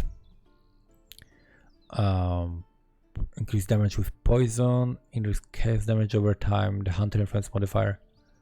Okay, that's kind of a buff, it's easier to make that item now. A Warlord modifier that grants increased damage with bleeding has been removed. Now it's fizz damage over time. Okay, that's buff.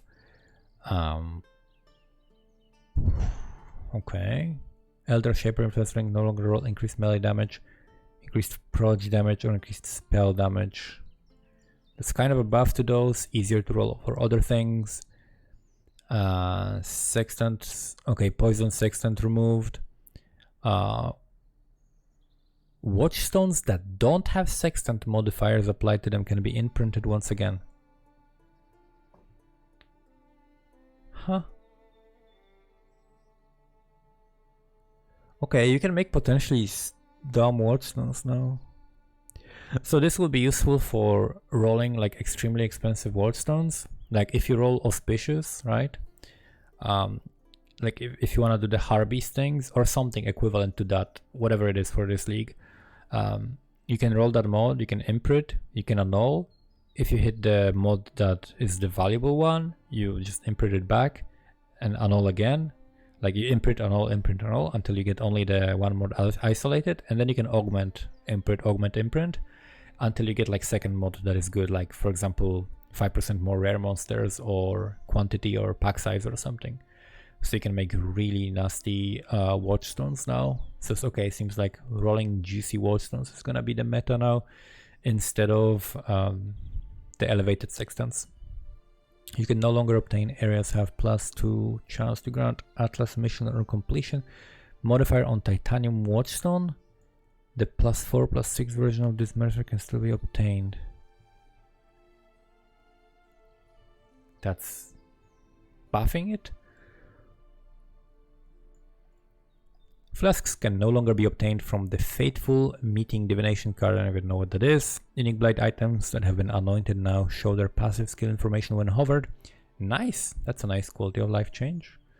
If only that worked on a trade website. But it's nice for like talismans, for example, I guess, which nobody will be looking at anymore, but could be nice last league maybe. The off treasures modifier on store boxes now grants 100 to 250 more rarity of contained items, previously 1000 to 2000 increased rarity. Okay, yes, because strong boxes were clearly too overpowered and they need to be nerfed. Yes, nerf strong boxes. Ambush on map device is too powerful. Make ambush on map device. How much chaos is it gonna cost? 10, 20? I don't know, we have to limit the madness. Okay, enough memes. The Forbidden Woods and Silo maps can no longer roll the Twinned modifier. Those are the ones that have like a bunch of monsters, right? I guess this one has like 3 tough monsters and this one I don't remember. Essence buffed. I mean, can look at that later. This is like very specific, a lot of information. But there will be, I'm sure, some interesting mods here. There are some like essences sometimes grant really cool stuff that a lot of people don't know that you can even make builds around, right? So if you look at, there is like an essence that grants like a skill that triggers on hit and stuff. There are really cool essences that you can do interesting stuff with. Grants onslaught when hit. Okay. All right, so Abyss Jewel balance. Let's look for the juicy mods on these, because when I saw first that they're buffing Abyss Jewels, I was like, that's insane. That's what?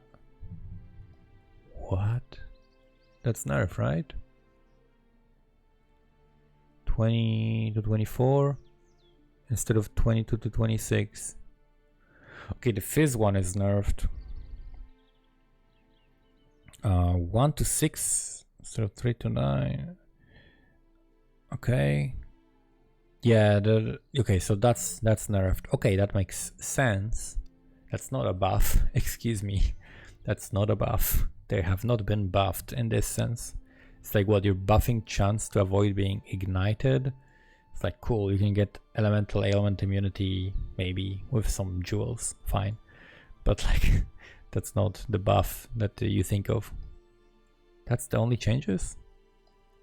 What? Those are the only changes?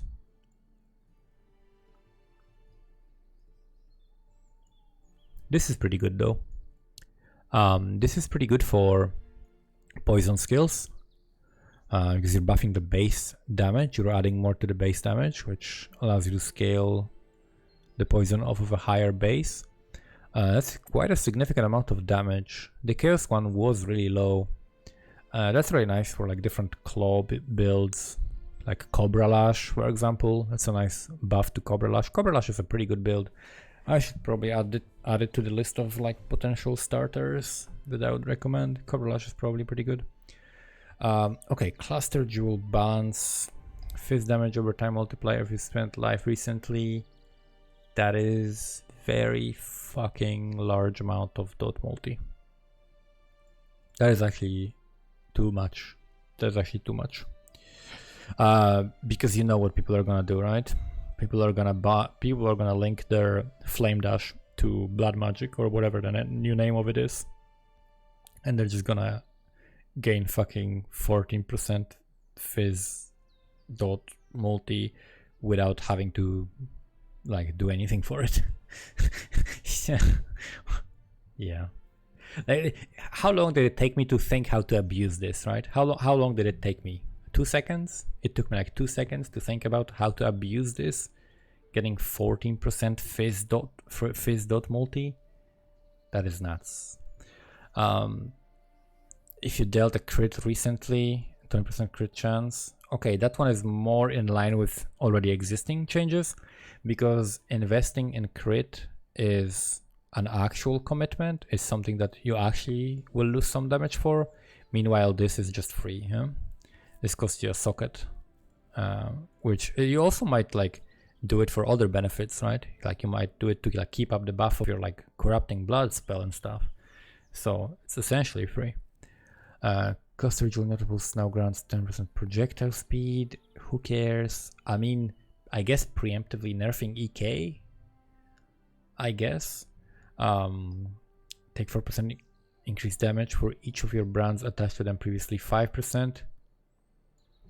You can have like 3 attached, like 3% increased damage taken is really that big of a deal.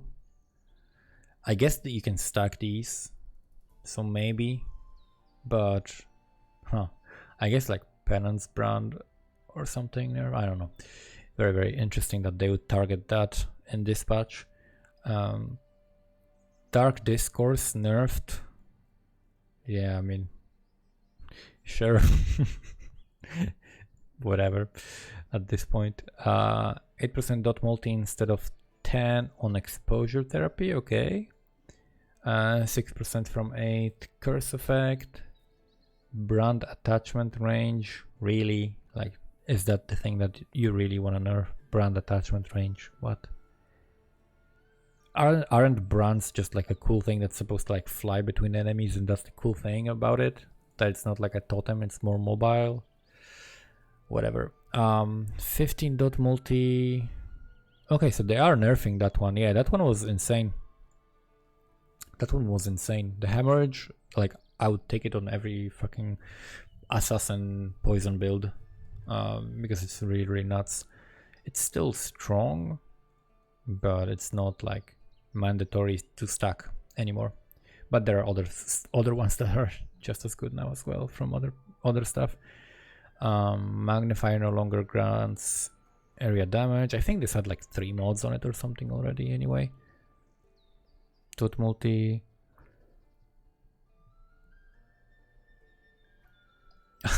This doesn't matter. 5% chance to deal double damage instead of 6%. Doesn't matter. It's still nice amount of damage for a point. Replenish your presence nerfed. Snowstorm nerfed. Aura effect, projectile speed as well. Surprise sabotage.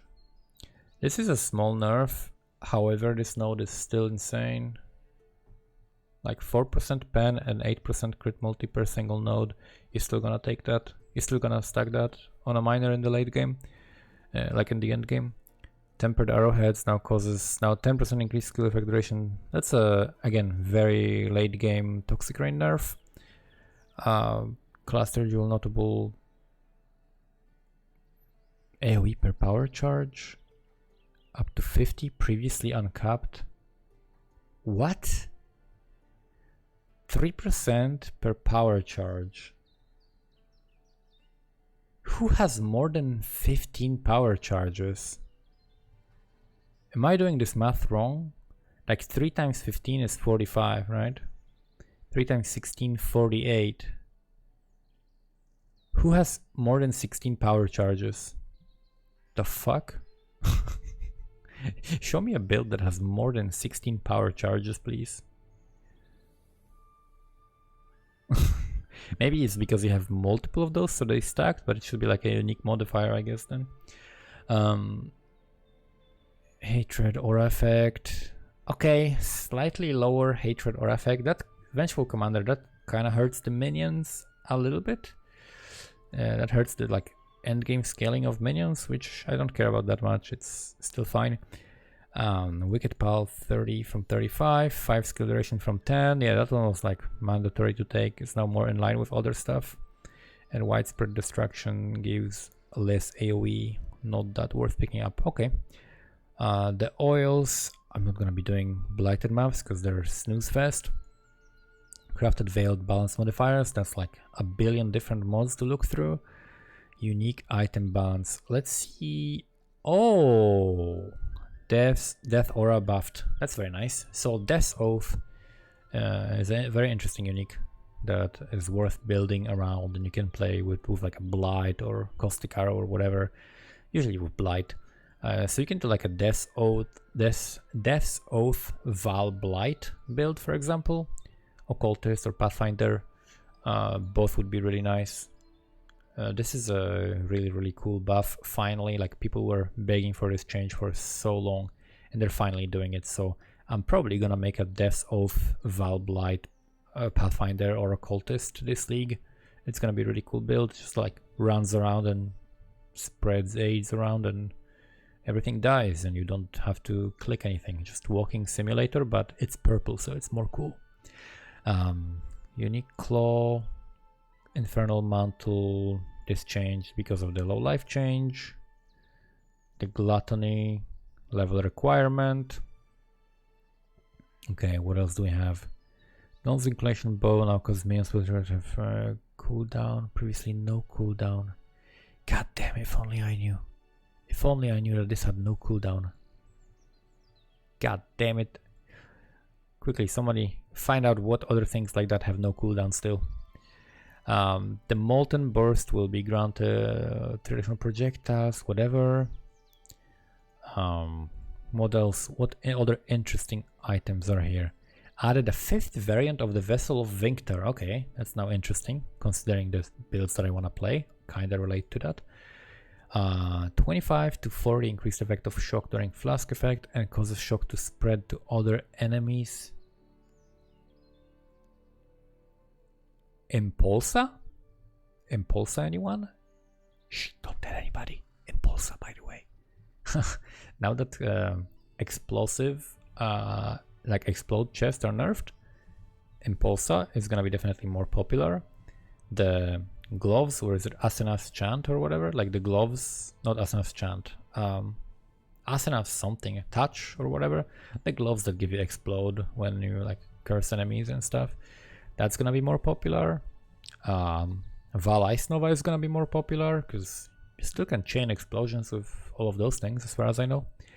So that's really interesting. The damage conversion variation causes 50% fist to be converted to lightning, previously 20. Oh, you know what this means, right? This means that if you're playing Eternity Shroud build that converts fizz to lightning, to cold, to fire, you have essentially gained a fuck ton of damage. You gained the link, because previously you had to use fizz to depends on the skill, right? But if with certain skills you had to use fizz to lightning gem, so now you can skip that because you can have the 50% from the flask, and then you can have the other 50% from like gloves and the Watcher's Eye, for example. So this is dude, we're going backwards this league.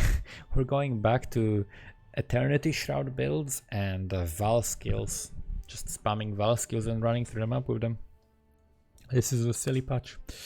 We're in some crazy, you know, Twilight Zone.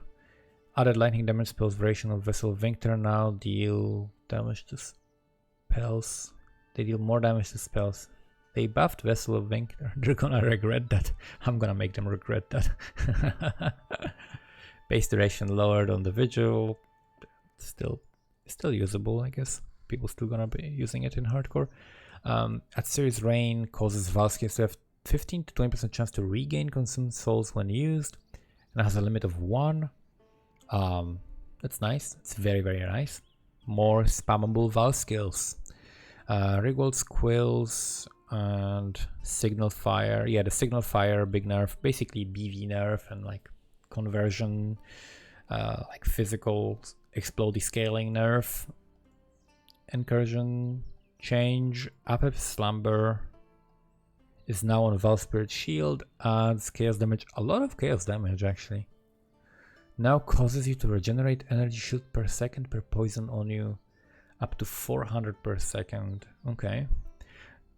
Still people aren't gonna do self-poison like that, most likely. What else is there interesting? Anything that I was using? Sacrificial Heart. Oh, what else is like Val? No longer causes you to gain power charge when you use a Val skill. Now causes you to gain up to maximum power charges when you use a Val skill. So that's a buff, okay. What else do we have? Monster changes. This is interesting. This should be like a very, very important part of every patch notes, I think. This is super undervalued, I think, by GGG. Monster changes is what this game needs. Not tinkering with every little skill. The final bosses of each act have had their drops reworked. They now drop both more and better items so that they can be profitably farmed if desired. That is nice. That is very nice, especially for newer players, because that makes just makes sense, right? You kill the big guy, you get big loot. It makes sense. That's how the game should work. It's like such a no-brainer, but it's weird that the game didn't actually work like that. Base life of all harvest monsters. Yeah, that's for the allies cannot die aura has been removed. They finally gave up. They finally gave up. Even in the Q&A, Chris was saying, no, it was in the Bakelast, I think. Rory was saying how they don't want to remove that. They would rather fix that, so they're removing that.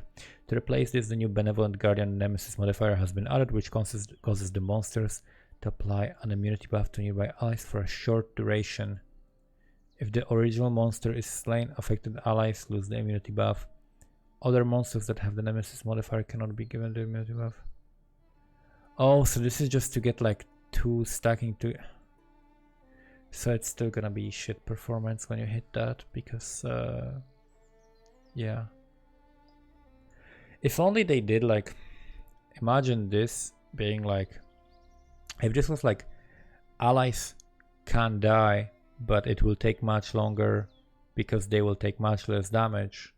As in 99% less damage, more aura, right? It would probably fix the performance issues, because you wouldn't have like things waiting to happen when they're not happening and the game engine freaking out and server freaking out, but you'd still effectively have the same mechanic, right? I think someone said that Last Epoch does that. Yeah, but they just chose to make it different, a little bit different, whatever. Where monsters dominated by Cyrus have had their attack, cast speed and movement speed lowered. Yeah, they were a bit insane. They were a bit insane considering how rare monsters can sometimes be insane just by the weird combination of mods. That was kind of an overkill. I would like rare monsters to be buffed in general, like have more life, be bigger or whatever, just have more armor and resistances, you know, and I don't know, do some bigger attacks, so that they are an actual enemy, instead of just like every once in a while you'll find a crazy one, you know, but whatever. Okay, Val Pyramid have their health increased to bring them closer in line with other map bosses. Cool. Zana League mods. Oh, this is very, very interesting. Okay, Fortune favors the brave, 3 Chaos Orbs, Essence, 2 Chaos Orbs. That's super nice for SSF. Do it for SSF if you want to farm specific essences in high tier maps with the corruption thing, and you want to corrupt and get some like cool like Delirium Essence or whatever. That's very, very nice. Breach, because you can farm breaches now and like upgrade them. Makes perfect sense. Bloodlines, very, very cheap like budget mod that you can run that will just increase the amount of magic monsters, so you get more XP, you get more loot, more monsters. Very, very basic mod that is like a staple. Ambush, 3 strong boxes, that's also cool. Situational with Sextants maybe. Harby, 2 additional Harbingers for 4 Chaos Orbs. 2 Harbies for 4 Chaos Orbs. That's a really good one. That is a really, really good one. 2 Smuggler's Caches, Keg W. Keg W. That one is a nice joke. 12 Chaos Orbs for a harvest. So they're saying that average harvest is worth 12 Chaos Orbs. That's what they're saying. It's worth 12 Chaos Orbs an average harvest. The world we live in. Holy shit. So you either do that and sit in Discord all day, or you just do that. You just spam Harbinger.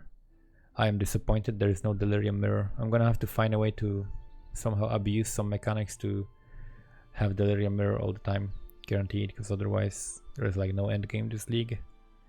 This is quite a disappointing list. This is a very, very, very, very disappointing list for endgame.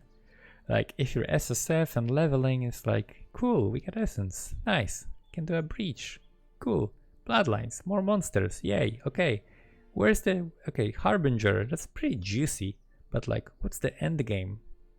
Add 2 Harbingers to your map for 4 Chaos Orbs, yikes. Exalt's gonna be costing 150 to 100 chaos, I guess. User interface changes. Okay. Pressing Ctrl, Alt, and C now copies the advanced modifier descriptions on an item. That's very nice. Pressing Ctrl, click June Veiled Master now brings up the Unveil user interface. It didn't before? I thought it did. I swear I thought I was doing that already. Okay, I guess I wasn't. I guess I'm tripping, but I thought I was doing that already. Maybe not.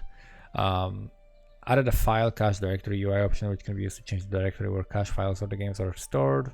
Guess that's nice. More options to like mitigate poor performance for some people. Move the list of item filters UI option closer to the top. Thank you. Thank you. That makes perfect sense. You can now use exclamation mark as a prefix to a term such as unique or sword. Increase physical damage to filter results in a search field. So your stash.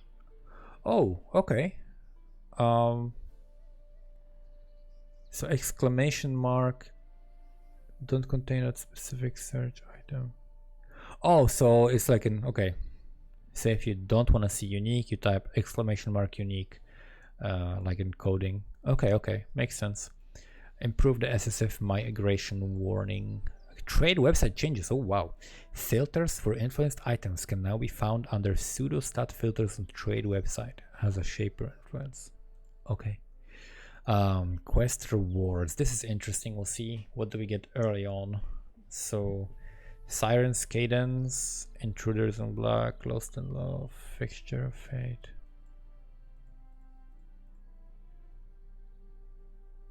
Efficacy can now be purchased by Marauder. For Flamewall Chieftain, yeah?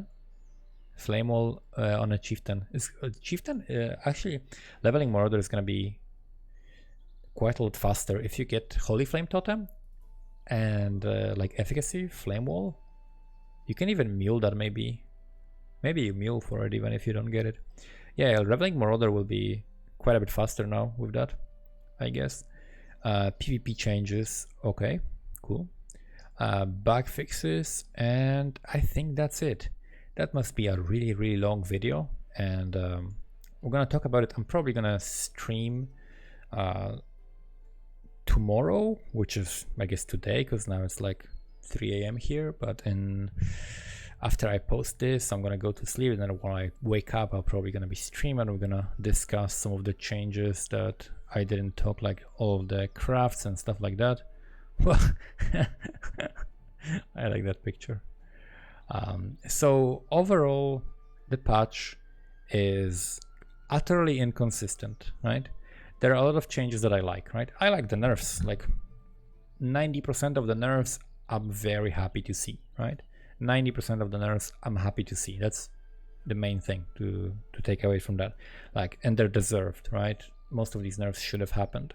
The 10% of the nerfs are like, are you on crack? Like, what is going on, right? You are not nerfing champion or fortify effect, which are like the most insane defensive mechanics in the game that make people play gauntlet and face tank Cyrus beams and shit, which is ridiculous, right? And that is ridiculous. That should not be like so much better than everything else.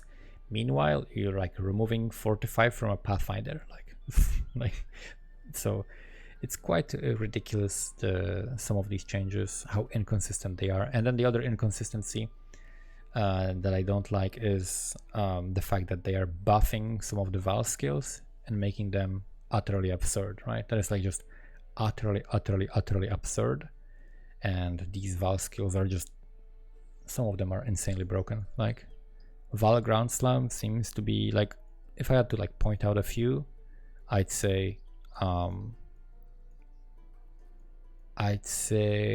Val Cold Snap for sure. It's insanely buffed. It's ridiculous. Definitely Val Earthquake as well. Very strong for mapping at least. I don't know about Flame Blast enough to know what the fuck this does even. Val Ground Slam seems ridiculously insane now. Like ridiculously insane now. You're gonna be one-shotting bosses with that now, with the slams, with the cries. It's ridiculous. Vol Ice Nova, definitely massive buff. And there's some other stuff was also buff. And Power Siphon, don't get me even started. 100 plus 150% crit multi minimum. Okay, for some builds might be like plus 200% crit multi. That's insane. It's just like, what the fuck are you even thinking? And then there are some more and less interesting changes. Like they're nerfing a lot of the passive skill trees from the Atlas, which is fine. There are some silly changes, like the Pathfinder and the Elementals change. Sorry, the Elementals change here. They're incredibly silly considering what they're leaving in the game as like still untouched, right? Like I'm talking about champion fortify effect. So just a silly patch. Like, you know how people say like 2 steps forward, 1 step back, right? This is like tap dancing in a circle, 14 steps forward, 8 back, 9 to the side, 7 into the sky. Like what the fuck? It's like, it's all over the place. They're like going in it, they're like 100 steps forward, 50 steps back, you know? But this really does feel like a step back in many ways. In some ways it's good, in some ways I like it, and in some ways it's like removing the viability of running consistently Delirium Orbs on your maps, like 100% Delirium maps, and fracturing that is just a silly change. Just a silly change that like people are gonna feel how, like, people are kind of like missing the point and thinking that this made late game less accessible to like less advanced players or people who play less or people who are newer to the game. But you are going to feel the exact opposite effect this league, because all of the materials for mapping, all of the things that were provided to you by people who are doing 100% delirious maps, you're gonna have to pay a premium for that, and you're not gonna want to. So have fun alking your maps and running them like that, and still complaining that people are making way more currency than you because you don't invest you know, a few chaos into map materials, which is not a problem, but the problem is how annoying it is to keep purchasing them to just run content that is more interesting, right? I would love if there was just an option to run content that is more interesting without having to trade for items to build it yourself, right? If the game provided that for you. If there was more tiers of maps to progress through that were more difficult and more rewarding, and just went a little bit higher in terms of the what's currently like an Arc T16 map is like, feels like empty compared to 100% Delirious maps, which is kind of sad. But overall, tons of steps in the right direction, like tons of great nerfs that I like, and then and I agree with the philosophy behind like 90% of them, and then 10% of them are like silly nerfs that are completely out of place, that are just like they're shooting themselves in the foot and reducing the fun that people will have in the game. And then the buffs to the Val skills and then some other things, or like some other things also buffed, are like really ridiculous. Really ridiculous. So yeah, those are my thoughts. If you have any questions or any thoughts that you want to share about these patch notes, post them in the comments below. You can check out my stream at Asmodeus Stream on Twitch. Thank you guys for watching, and see you next time.